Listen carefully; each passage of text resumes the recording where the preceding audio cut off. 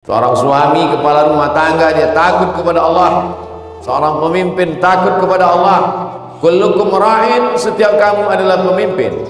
Wa kullukum mas'ulun an ra'iyatih. Setiap pemimpin akan diminta tanggung jawab di hadapan Allah Subhanahu wa taala. Bahkan orang yang tidak punya rakyat sekalipun, yang tidak punya anak buah sekalipun, dia pemimpin terhadap matanya, dia pemimpin terhadap telinganya, dia pemimpin terhadap tangan dan kakinya.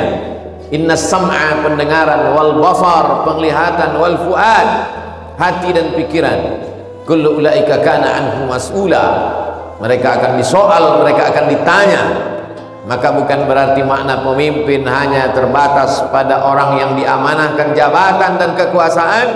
Orang yang punya mata, telinga, tangan, kaki, bisikan kepala, lintasan hati, semua akan dituntut, diminta tanggung jawab. Pada saat itu lidah tak bisa menjawab. Al-yawma nakhtimu ala afwahihim. Hari itu mulut kami kunci. Wa tukallimuna aydihim. Tangan akan kami buat bicara. Wa tashhadu arjuluhum.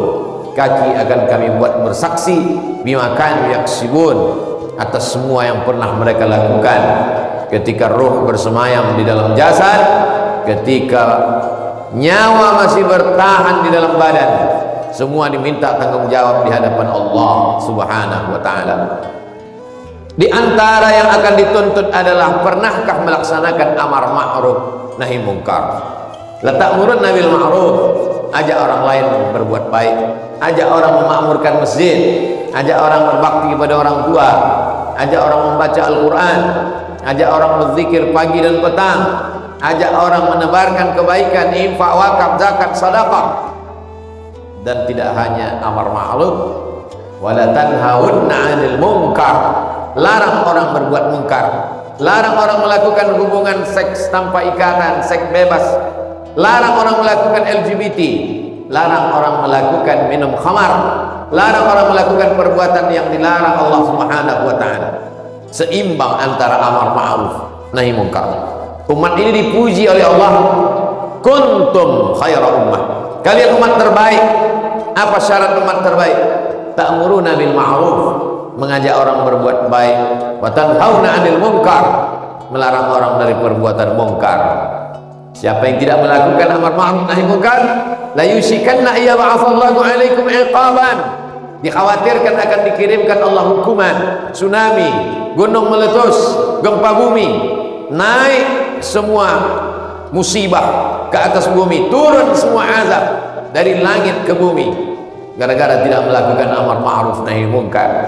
Ketika azab sudah datang, summa tad'unahu, kalian berdoa, beramai-ramai berkumpul di tanah lapang, istighasah kubra, munajat kepada Allah, fala yustajabu lakum, doa kamu tak dikabulkan. Mengapa doa tidak dikabulkan? Karena meninggalkan amar ma'ruf nahi munkar. Tidak ada kemungkaran yang lebih hebat daripada memperbudak manusia. Tidak ada kemungkaran yang lebih dahsyat membiarkan orang kafir berkuasa. Oleh sebab itu 75 tahun yang lalu nenek moyang bangsa Indonesia melawan penjajahan. Mereka bukan mengambil rempah, karena kalau hanya untuk mengambil kulit manis, bawang, tidak perlu mereka menyeberang dari dataran Eropa ke Asia dengan kapal, dengan kesulitan yang begitu hebat. Apa sebenarnya yang memotivasi mereka datang ke negeri ini? Jawabannya mesti dicari oleh anak-anak muda generasi ini. Dikatakan mereka datang hanya untuk mengambil bumbu, mengambil rempah, tidak masuk akal. Ada hal lain yang ingin mereka lakukan. Maka bangkitlah para ulama, pondok pesantren beserta santri-santrinya. Mufti Syekh Ahmad Zaini Dahlan dari Makkah Al-Mukarramah, dari Al-Masjidil Haram, menulis fatwa halal darah penjajah kafir laknatullah, halal mereka dibunuh, dan siapa yang memerangi mereka maka dia mati sebagai syahid. Bergejolak perlawanan di Nusantara dari Sabang sampai Papua, maka mereka yang terbunuh mereka bangga mereka mati sebagai syahid yang dijanjikan Allah Ta'ala tidak merasakan sakratul maut, tidak merasakan azab kubur, tidak merasakan hisab, masuk langsung ke dalam surga.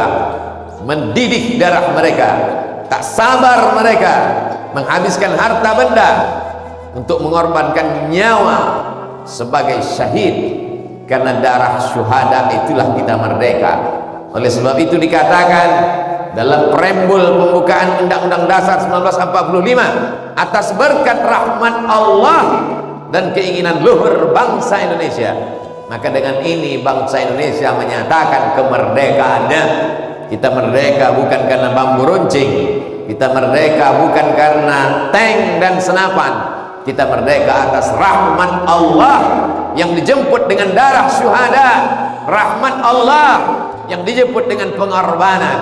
Maka dipilihlah hari paling mulia, hari Jumat, bulan paling mulia, bulan Ramadan, tanggal yang sesuai dengan jumlah rakaat salat orang muslim beriman kepada Allah, 17 Agustus 1945. Bukan tanggal biasa, bukan hari biasa, tanggalnya adalah tanggal jumlah rakaat muslim bersimpuh sujud di hadapan Allah. Harinya 17 Agustus 1945 itu hari Jumat.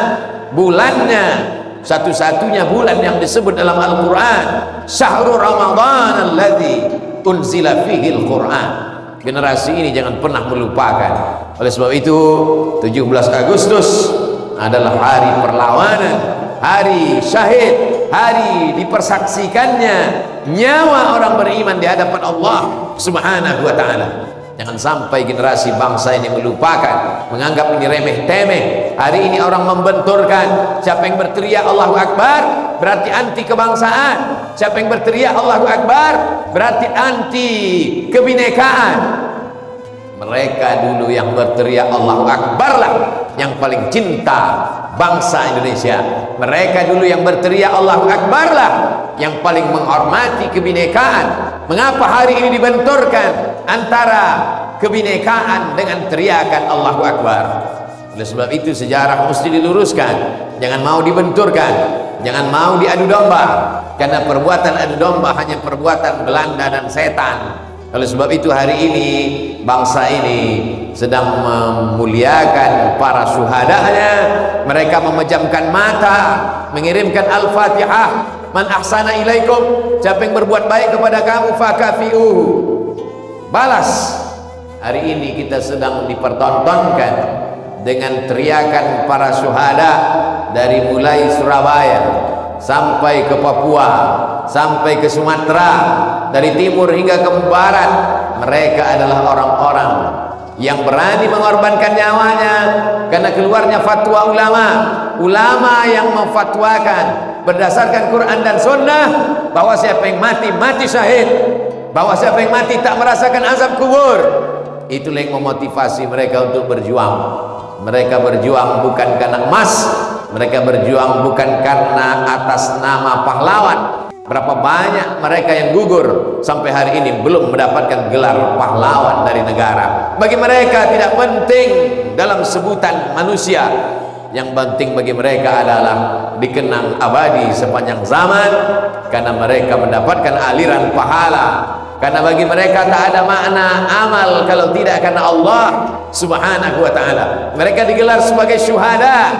Syuhada bermakna syahid.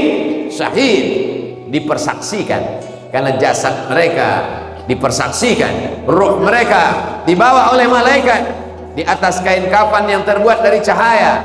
Dijelaskan dalam riwayat Imam Ahmad bin Hanbal dalam kitab Al-Musnad, malaikat penjaga pintu langit sudah lama merindukan jasad mereka, sudah lama melihat amal mereka, sudah lama menyaksikan amal mereka, tapi jasad mereka baru itu dipersaksikan. Mereka adalah syuhada yang dipersaksikan. Mereka juga dianggap sebagai syahid yang menyaksikan, karena mereka menyaksikan tempat mereka di surga sebelum malaikat maut mencabut nyawa mereka. Iskariman au mutsyahidan, hidup mulia atau mati syahid. Mereka adalah para santri, mereka adalah orang-orang yang mengenal Allah. Awaluddin ma'rifatullah, perkara agama mengenal Allah. Kalau sudah kenal Allah, maka dunia ini tak sampai satu sayap nyamuk, setengah sayap nyamuk. Man arafad dunya hanan alai, siapa yang mengenal dunia, ringan dunia ini. Ketika teriakan Allahu Akbar penuh di dadanya, ketika teriakan Allahu Akbar penuh di lisannya, teriakan Allah Maha Besar, maka ringan kecil dunia ini dalam pandangan matamu. Teriakan Allahu Akbar, maka ringan kecil dunia ini dalam genggaman tangan. Mereka adalah syuhada. Mereka bukan hanya yang terbaring di makam pahlawan, mereka adalah orang-orang yang ruhnya di dalam paruh burung berwarna hijau, terbang kian kemari dibawa oleh burung-burung di dalam surga kemanapun mereka kehendak, sesuai dengan kehendak Allah Subhanahu wa ta'ala.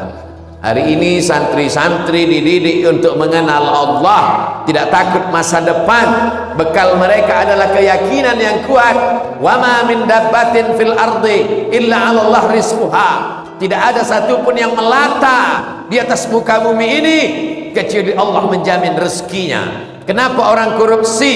Kenapa orang memalsukan nilai ujian? Kenapa orang membuat ijazah palsu? Kenapa orang menipu untuk menjadi pegawai? Kenapa orang menyogok? Karena takut tidak makan. Kalaulah 75 tahun yang lalu mereka takut, sampai hari ini kita tidak akan merdeka. Rasa takut itu hanya untuk Allah.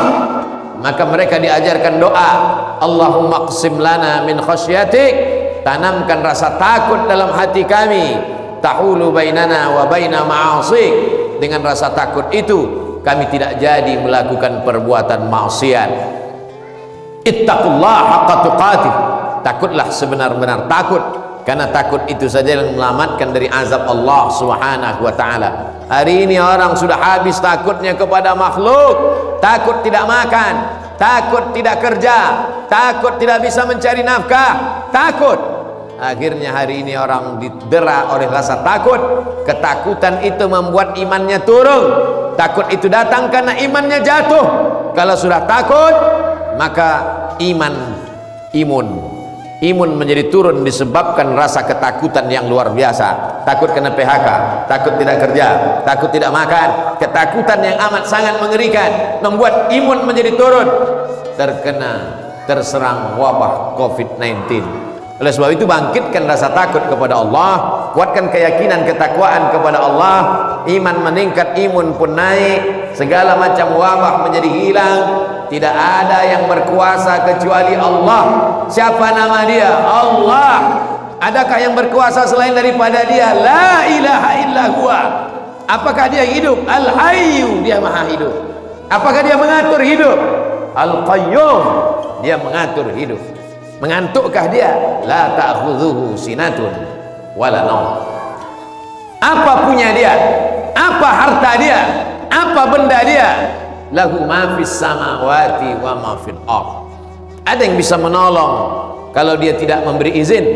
Man dzalladzi yashfa'u 'indahu illa bi'idznih.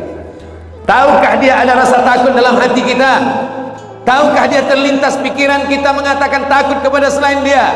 Ya'lamu ma baina aydihim wa ma khalfahum wa la yuhituna bi syai'in min 'ilmihi illa bima syaa. Berkuasakah dia? Hebatkah dia? Tinggi jabatannya? Wa la yuhituna bi syai'in min 'ilmihi illa bima syaa. Wasi'a kursiyyuhus samawati wal ardh. Beratkah dia menghitung kita? Beratkah dia mengatur kita? Wa la yauduhu hifdzuhuma wa huwal 'aliyyul 'azim. Kalau kau tinggi, dia maha tinggi. Wa huwal 'ali. Kalau kau besar, dia maha besar. Al-'azim. Tanamkan itu sebelum tidur malam, dikirim Allah malaikat penjaga. Tanamkan itu di waktu pagi, dijaga Allah sampai siang. Tanamkan itu selesai zuhur, dijaga Allah sampai asar. Tanamkan itu selepas asar, dijaga Allah sampai matahari tenggelam. Tanamkan itu setelah maghrib, dipelihara Allah sampai isya. Baca itu setelah isya, dijaga Allah sampai subuh. Jaga itu di awal hidup, dipelihara Allah sampai kematian datang.